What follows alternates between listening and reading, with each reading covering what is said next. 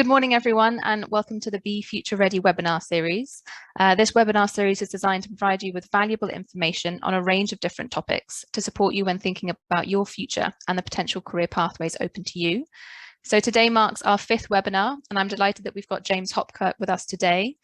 Before I hand over to James, however, I'd like to remind attendees of the format. So James is going to run through a short 15-minute presentation on the topic of careers in physics before leaving some time at the end to answer some of your questions. Please write your questions in the chat whilst the session is running, and we'll look to get to as many as we can before we finish up at around 11:20. Any questions we don't get to, we'll be sure to send around follow-up answers afterwards. So as I mentioned before, James is going to be talking to you about careers in physics.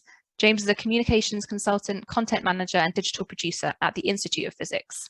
So James, over to you. Thanks, Megan. So yes, I'm James. I work for the Institute of Physics, and I'm going to be talking to you today about some of the really interesting possibilities that studying physics can lead you towards. But the first thing I'd like to do just quickly, and I'll need your help with this if that's okay, Megan, is just to show a short film that I made earlier this year, which is about our Limitless Careers Week, which was a series of events for school students about physics and careers.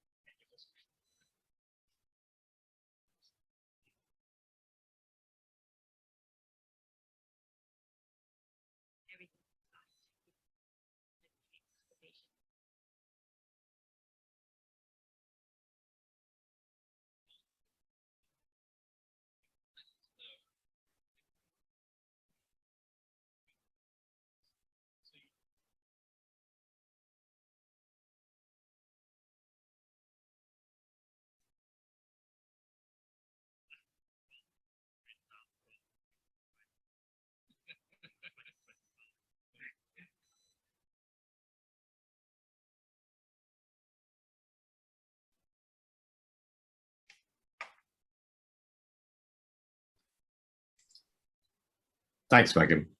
So just to take it to the next slide, that gives you a little flavour of our Careers Week, hopefully, and that's going to be back next spring in case you're interested.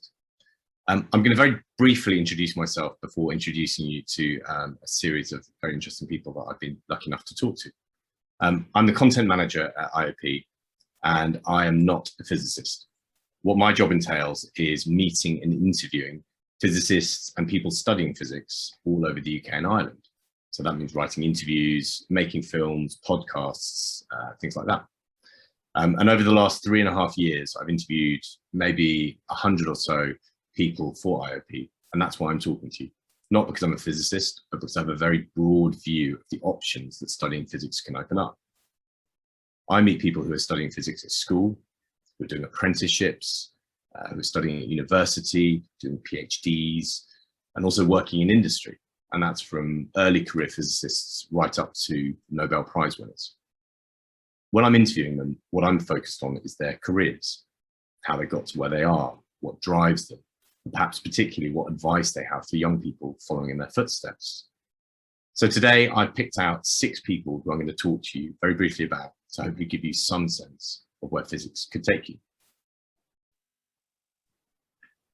The first person I'd like to introduce you to is Jamie, and he works at the National Physics Laboratory as an apprentice. I interviewed him last year, and he is just a fantastic young person doing amazing things. He left school at 16. Oh, sorry, it's my, yeah, he left school at 16. And he is, at school, he struggled a little bit. He's very, very clever, but he would find himself making some mistakes and had issues with spelling. And eventually, quite late, he was diagnosed with dyslexia. And that was a kind of light bulb moment for him. And that was what prompted him to leave school at 16, because he learns, as he would put it, by doing. So the classroom is not necessarily the best environment for him in which to learn. So at MPL, he has flourished. And in fact, he won our first ever apprentice award last year. His focus is on nuclear and medical physics, and that means working with radioactive materials. And that crosses the medical sector, defense, energy. He's also, during the pandemic, got to do some very interesting things relating to the antiviral properties of surfaces, and was involved in 3D printing visors for NHS workers. And I wanted to include him first because I think the typical journey into physics involves studying a degree. And that certainly is a very common route, but there are other routes. And Jamie is a great example of the fact that that is not the only path to continue your career with physics. The next person I'd like to introduce you to is Yolanda. Yolanda is a postdoctoral researcher at the UCL Centre for Advanced Biomedical Imaging. Her area is on medical physics and biophysics. She did a PhD in medical imaging. And her work involves using MRI techniques to look at the brain.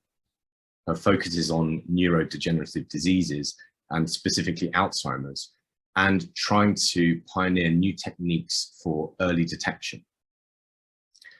We hear a lot about medical doctors, surgeons, nurses, doing the incredible work that they do to save lives. But I think it's really important to recognize as well, in every hospital, in every research department around the country, there are physicists who are doing work that will prolong, improve, and save lives, people like Yolanda.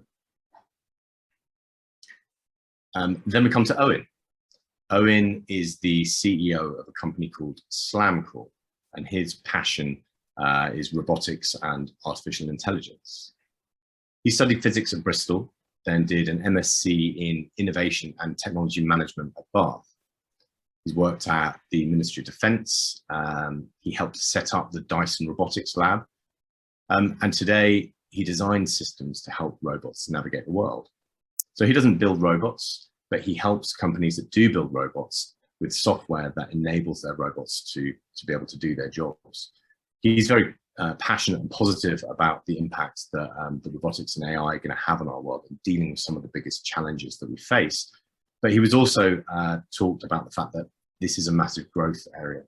And so there are going to be lots of jobs in this area. And he also made the point that jobs in this area are quite well paid.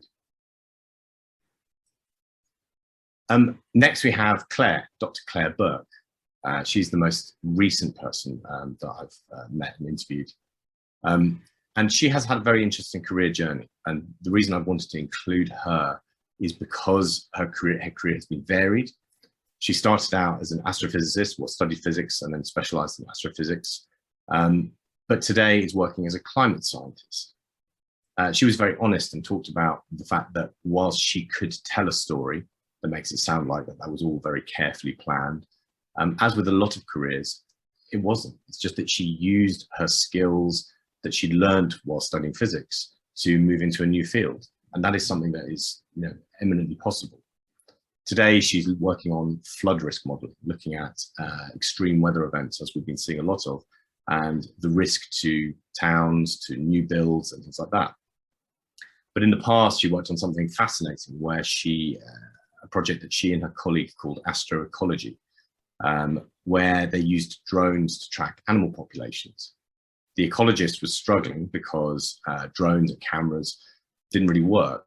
Camouflaged animals, thick foliage, etc., made it very difficult. But Claire's astrophysics background meant that she was able to use thermal imaging cameras machine learning, and software that could and develop software that could help to classify and work out basically what the camera was seeing. So was it an orangutan or was it a person? And she got to travel to Borneo, to Mexico, to South Africa, I think, in working on that fascinating project. So she has followed her career where interesting opportunities have arisen. And she definitely cites the flexibility, the skills that she learned studying physics that's given her. Next, we have Christina. Christina is an aerospace engineer, and she designs superfast jets at BAE Systems. And in fact, she is currently working on the next generation of superfast jets at BAE Systems. So very top secret. And this is a dream come true for her. She, as a child, went to an air show with her family, looked up, saw these planes, and was just absolutely entranced. And she has, she has pursued that very effectively ever since. For her, physics was an enabling subject. So she studied it at A level, and that then enabled her to go on to study aerospace systems engineering at Bristol, I think it was. Physics is obviously a big part of both her degree, but also a part of her job now. So that understanding of physics has enabled her to get to where she is today. The last person I want to introduce you to is Adu. And Adu did an MSci in physics at Imperial College London. He has a brilliant mathematical mind, and he did his master's during his, while he was studying physics, in a mathematical model for pricing financial contracts. Now, I don't know what that means, but it helped him, made him, inspired him to want to go into trading, where he now works. So he now works in commodity trading, and a long way from a physics lab. And the reason I wanted to include Adu is because, as well as speaking to people working directly in physics or in physics-related subjects, I also speak to people who have gone off in other directions, but who use their physics skills in their jobs every day. And he talks very interestingly about how he uses maths, data analysis, coding, but also about how respected physics is within his sector by employers. Again, something I've heard from so many people that I've interviewed, and also from talking to employers, that physics is a subject that they take very seriously, and speaks very well of the candidate that they're looking at. And this is true for, for commodity trading, but also I've spoken to people who work in law, in other areas of banking, so in lots of other fields. So that sort of brings me to a few final observations, things that I've learned, common things that I've heard from the people that I've interviewed. Something I hear time and time again is that it keeps your options open, that it doesn't, as one person put it, doesn't close doors. Some subjects will lead you down a very kind of specific path, and that's fine if you know that that's what you want to do. But with physics, it is quite broad, certainly at degree level at the beginning, it is often quite broad. And people will then specialize as they go further in and learn more, and go off in, whether they want to go off into robotics and AI, whether they want to go into medical physics or climate science. But also the fact that there is then the ability to move between fields. Certainly, there is a very, very wide and varied range of careers that are possible.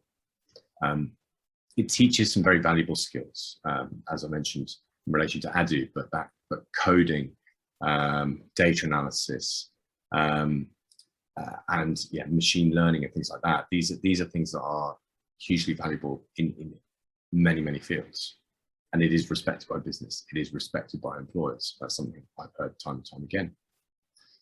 Something perhaps that that most people would assume is that that physics is a great for people who are interested in problem solving. I think something that perhaps I wouldn't have been as aware of previously before I started working for IP is just how creative it is.